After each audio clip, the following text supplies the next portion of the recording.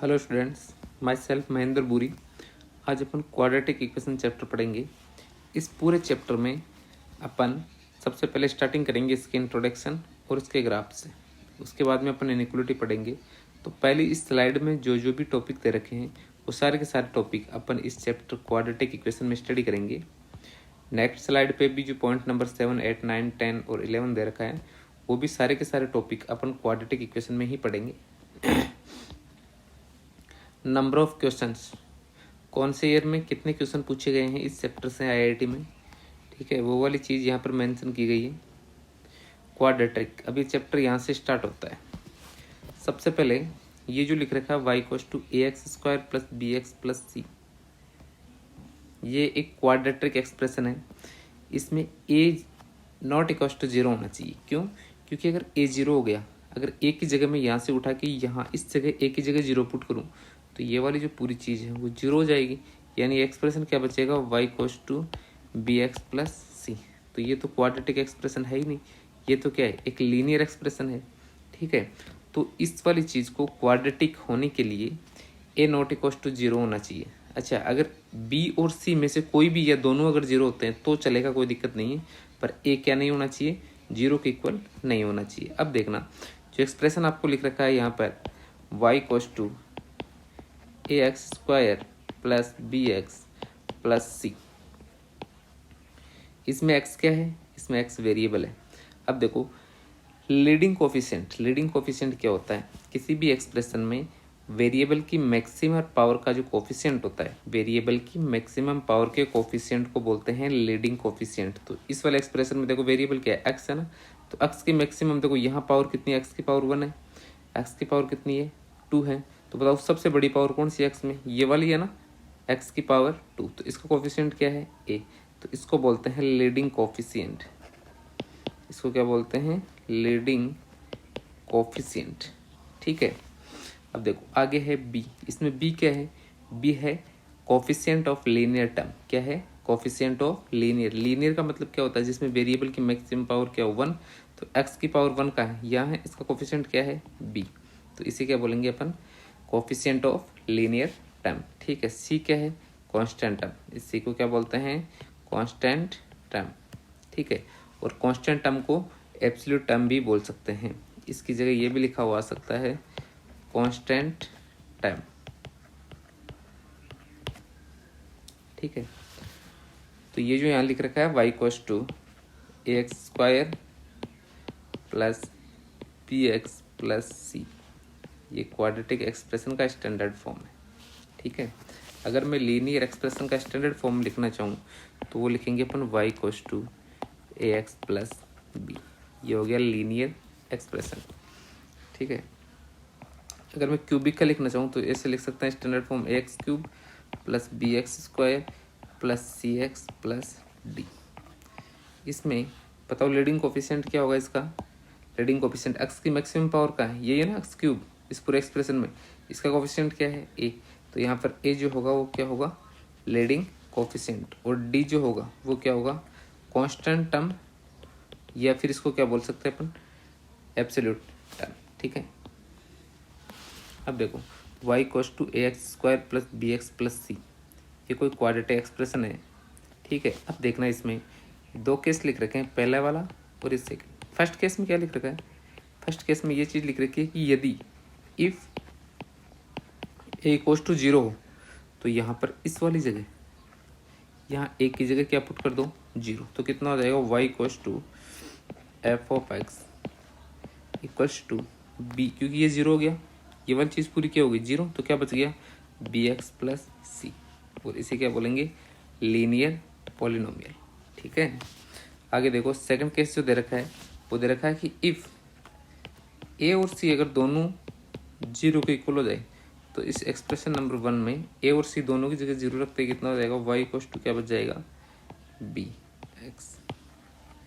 इसको क्या बोलते हैं, ऑड लीनियर पॉलिनोमियल। समझ में आ गया, इसे क्या बोलेंगे, और y इक्वल्स टू bx, इसमें जो bx और y इक्वल्स टू bx जो दे रखा है वो ऑड लीनियर पॉलिनोमियल है। देखो क्यूबिक पॉलिनोमियल किसको बोलते हैं? जिसमें वेरिएबल की मैक्सिमम पावर 3 हो, उसे क्या बोलेंगे? Cubic polynomial. जैसे लिख रखा है y = ax³ + bx² + cx + d। अच्छा, इसमें लीडिंग कोफिशिएंट क्या है? देखो यहाँ पर पूरे में ढूंढो, x की मैक्सिमम पावर कितनी है? 3 है। इसका कोफिशिएंट क्या है? a। तो इस a को जो है वो अपन बोलेंगे लीनियर कोफिशिएंट। ठीक है। अच्छा, ये d क्या है? कांस्टेंट टर्म है, तो इसको बोलेंगे कांस्टेंट टर्म, या फिर इसको बोल सकते हैं अपन एब्सोल्यूट टर्म। कुछ भी बोल दो, इसको कांस्टेंट टर्म बोल दो या एब्सोल्यूट टर्म, दोनों में से कुछ भी अपन बोल सकते हैं। Roots of quadratic equation. अपन किसी भी क्वाड्रेटिक इक्वेशन के रूट के बारे में स्टडी करेंगे। अब एक चीज़ ध्यान रखना, लीनियर इक्वेशन का हमेशा 1 रूट होता है, क्वाड्रेटिक इक्वेशन के हमेशा 2 रूट होते हैं, क्यूबिक इक्वेशन के हमेशा 3 रूट होते हैं। ठीक है, तो अभी अपन को जो स्टडी करना है वो रूट्स ऑफ क्वाड्रेटिक इक्वेशन है, क्वाड्रेटिक इक्वेशन के रूट के बारे में स्टडी करना है। अब देखना, जैसे कोई भी क्वाड्रेटिक एक्सप्रेशन यहाँ पर लिख रखा है y = ax² + bx + c। ठीक है, और इसके रूट्स के बारे में अपन को स्टडी करना है। तो इसके रूट्स देखो, क्वाड्रेटिक इक्वेशन है इसलिए इसके रूट्स कितने होंगे? 2 रूट्स होंगे। कितने रूट होंगे? 2 रूट होंगे। क्यूबिक इक्वेशन के कितने होते हैं? 3। हमेशा एक चीज़ ध्यान रखना, किसी भी इक्वेशन में वेरिएबल की मैक्सिमम पावर जितनी होती है ना, उस इक्वेशन के उतने रूट होते हैं। ठीक है, जैसे अपन को ध्यान है भाई क्वाड्रेटिक इक्वेशन में वेरिएबल की मैक्सिमम पावर 2 होती है, तो इसके रूट्स भी कितने होंगे? 2 रूट्स होंगे। दोनों रूट्स क्या होंगे? वेरिएबल की जो वैल्यूज उस इक्वेशन को सेटिस्फाई करती है, उन्हीं को उस इक्वेशन के रूट्स बोलते हैं। जैसे इस वाले इक्वेशन को अपन सोल्व करेंगे, इस क्वाड्रेटिक इक्वेशन इसको 0 के इक्वल रखूंगा, फिर इसको सोल्व करूंगा, तो x की कितनी वैल्यूज आनी चाहिए? 2। और वो दोनों वैल्यूज क्या क्या होगी? देखो ये दे रखी है यहाँ पर अपनी स्लाइड में, यहाँ आपको 2 वैल्यूज दिख रही है, दिखने में एक ही दिख रही है पर एक्चुअल में ये 2 वैल्यू है। 2 कैसे है? एक बार तो यहाँ पर प्लस का साइन ले लो तो x की एक वैल्यू आ जाएगी, और एक बार यहाँ पर माइनस का साइन ले लो तो x की दूसरी वैल्यू आएगी। तो x की कितनी वैल्यूज आ गई? 2। तो इस किसी भी क्वाड्रेटिक इक्वेशन रूट निकालने के लिए अपन इस फॉर्मूले का यूज करते हैं। ये फॉर्मूला है x = -b + -√b² - 4ac/2a। और जो b² - 4ac इसमें लिख रखा है अंदर की तरफ, इसको बोलते हैं डिस्क्रीमेंट। क्या बोलते हैं इसको? डिस्क्रीमेंट। और डिस्क्रीमेंट को कैपिटल डी से डिनोट करते हैं, यानी कैपिटल डी = क्या होगा? b² - 4ac। ठीक है, अब मैं ये फॉर्मूला प्रूफ करके बता रहा हूँ कि ये फॉर्मूला जो है, ये फॉर्मूला कैसे है। इसको श्रीधराचार्य फॉर्मूला भी बोलते हैं। क्या बोलते हैं इसको? श्रीधराचार्य फॉर्मूला। अच्छा देखो, अब b² - 4ac की जगह मैं क्या रख सकता हूँ? कैपिटल डी रख सकता हूँ ना। तो इस फॉर्मूले में कैपिटल डी रखो एक बार, तो कितना आ जाएगा? x = -b + b² - 4ac की वैल्यू कितनी है? Capital D. तो यहाँ लिख दो कैपिटल D/2a। इस फॉर्मूले को अपन ऐसे भी लिख सकते हैं। अब देखो, इस फॉर्मूले को प्रूफ करके बता रहा हूँ कि ये फॉर्मूला कैसे है। सबसे पहले मैं क्वाड्रेटिक इक्वेशन का स्टैंडर्ड फॉर्म लिखूंगा, ax² + bx + c = 0। ठीक है, अब देखो इसमें से a कॉमन ले लेते हैं बाहर। a कॉमन लेते हैं, अंदर कितना बच गया? x² प्लस, देखो मैं यहाँ से मैं इस जगह से ये फॉर्मूला प्रूफ करके बता रहा हूँ, ये वाला। ठीक है, इस पूरी में से a कॉमन लेते हैं, x² + b/ax + c/a = में कितना बच गया? 0। ठीक है, दोनों तरफ a से डिवाइड कर दो, इक्वेशन को दोनों तरफ a से डिवाइड करते ही ये वाली चीज़ बच जाएगी, x² + b/ax + c/a = में 0। ठीक है ना। अब देखो मैं इसको ऐसा लिख दूँ, x² + b/ax इस c/a को उठा के राइट हैंड साइड ले जाओ तो कितना हो जाएगा? -c/a। ठीक है, अब मैं क्या करूँगा कि इस वाली चीज़ को परफेक्ट स्क्वायर बनाने की कोशिश करूँगा इसको। तो इसको परफेक्ट स्क्वायर कैसे बनाते हैं? अपने 10th क्लास में पढ़ा है, x के कोफिशिएंट के हाफ का स्क्वायर ऐड कर दो और सब्ट्रैक्ट कर दो। तो देखो x का कोफिशिएंट कितना है? x का कोफिशिएंट कितना है? b/a। इसका हाफ कितना हो गया? हाफ कितना हो गया इसका? b/2a। तो b/2a का स्क्वायर कितना हो जाएगा? b²/4a। तो b²/4a इस साइड भी ऐड कर दो, b²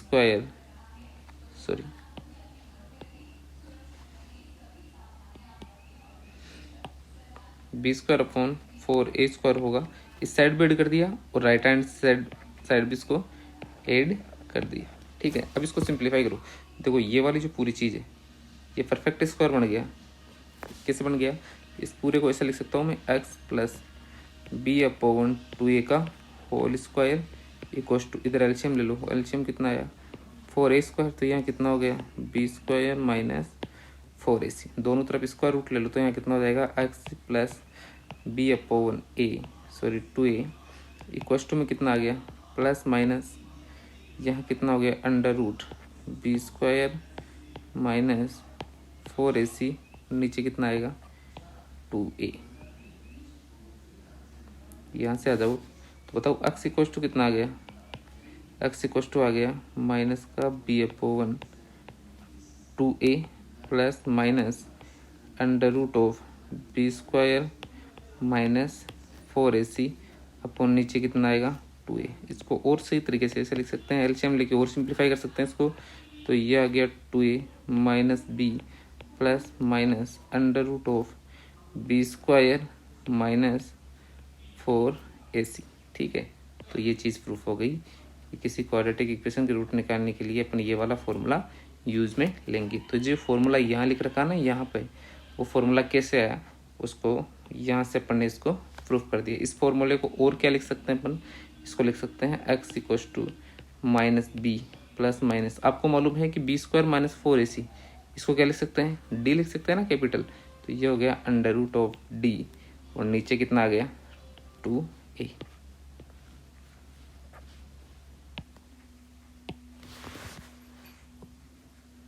अब देखो इस क्वाड्रेटिक इक्वेशन को अपन ने सोल्व किया तो इसके दो रूट्स आए, दोनों रूट्स अपन को कैसे मिलेंगे, एक बार यहाँ पर प्लस का साइन लेने है ना, एक बार प्लस का साइन लेने से और एक बार माइनस का साइन लेने से, तो इसके अब दो रूट मिले। एक रूट तो क्या मिला, इस जगह आप प्लस का साइन ले लो तो क्या हो जाएगा minus B plus under root b² minus 4ac upon नीचे कितना आएगा 2a, और एक बार माइनस का ले लो ये वाला, तो कितना हो जाएगा माइनस का b minus under root b² minus 4ac upon 2a। ठीक है, क्वाड्रेटिक इक्वेशन है तो दो रूट होंगे, एक रूट तो अपना ये वाला हो गया और दूसरा रूट ये वाला। ठीक है ना, अब आगे देखो आपको ये क्वाड्रेटिक इक्वेशन दे रखा है, ये ध्यान रखना कि ये जो इक्वेशन लिख रखा ना ये क्वाड्रेटिक इक्वेशन है और एक क्वाड्रेटिक इक्वेशन का स्टैंडर्ड फॉर्म है। ठीक है, तो ये क्वाड्रेटिक है तो इसके दो रूट होंगे, एक रूट तो मान लो अल्फा है और दूसरा क्या मान लो बीटा। कभी भी किसी भी क्वाड्रेटिक इक्वेशन के रूट अगर अपन को मानने हैं तो एक हमेशा अल्फा और दूसरा हमेशा बीटा मानना है। ठीक है, मान तो कुछ और भी सकते हैं जैसे पी और क्यू मान लिया, पर जनरली बुक्स में भी जो दे रखा है और अपन भी जनरली यूज में लेते हैं तो अल्फा और बीटा ही लेते हैं। अब देखो आपको एक चीज़ दे रखी है इसमें कि सम ऑफ रूट्स, यानी इस क्वाड्रेटिक इक्वेशन के जो भी रूट होंगे, तो रूट क्या माने अल्फा और बीटा, तो उसका सम क्या होगा माइनस का बी अपॉन ए।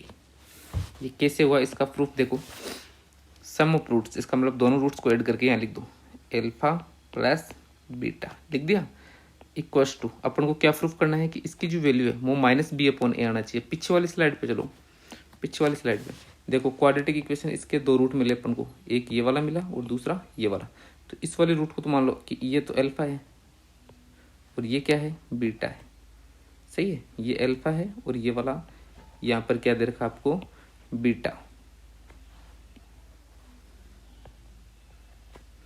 दोनों रूट अल्फा और बीटा। यहाँ से अल्फा की वैल्यू ये रख दो ये वाली, और बीटा की वैल्यू जो है वो आप ये वाली रख दो, ये दोनों वैल्यूज, क्योंकि अल्फा और बीटा ही तो माने हैं रूट, ये वाली वैल्यू और ये वाली दोनों उठा के और आप यहाँ पर रख दो इस जगह, यहाँ और यहाँ, तो बताओ कितना हो जाएगा, जो हो जाएगा माइनस का B plus under root b² minus 4ac upon नीचे कितना है 2a, फिर प्लस, बीच में प्लस का साइन है तो यहाँ भी प्लस आएगा ना। अगला रूट क्या है minus B under root b² minus 4ac upon में कितना आएगा 2a। तो बताओ alpha plus beta equals to, इसको सिंप्लीफाई करो, एलसीएम कितना आ गया 2a आ गया ना, यहाँ कितना हो गया minus B plus under root b² minus 4ac minus फिर कितना आएगा, फिर माइनस का b plus under root B square minus 4ac। अपन ने यहाँ पर जो है वो क्या किया इस जगह पूरे में कि इसको और इस पूरे को ऐड कर दिया। ऐड करने के लिए एलसीएम ले लिया, तो एलसीएम कितना है 2a। आगे देखो कितना हो जाएगा alpha plus beta equals to, देखो ये वाली चीज़ प्लस वाली क्वांटिटी है, ये माइनस की, सॉरी यहाँ माइनस आएगा इस जगह, यहाँ क्या आएगा माइनस। तो ये प्लस की क्वांटिटी है और ये माइनस की, दोनों कैंसिल आउट हो जाएंगे। कितना बच गया माइनस बी और माइनस बी, कितना हो गया माइनस का 2b। और नीचे कितना बच गया न्यूमरेटर में, तो कितना हो जाएगा, सॉरी डिनोमिनेटर में कितना बच गया 2a। 2 से गया 2, अल्फा प्लस बीटा कितना आ गया माइनस का b/a। अल्फा और बीटा क्या माने थे, इस इक्वेशन के रूट्स ही तो माने थे, तो मैं इसको ऐसे लिख सकता हूँ सम ऑफ रूट्स कितना आ गया माइनस का b/a।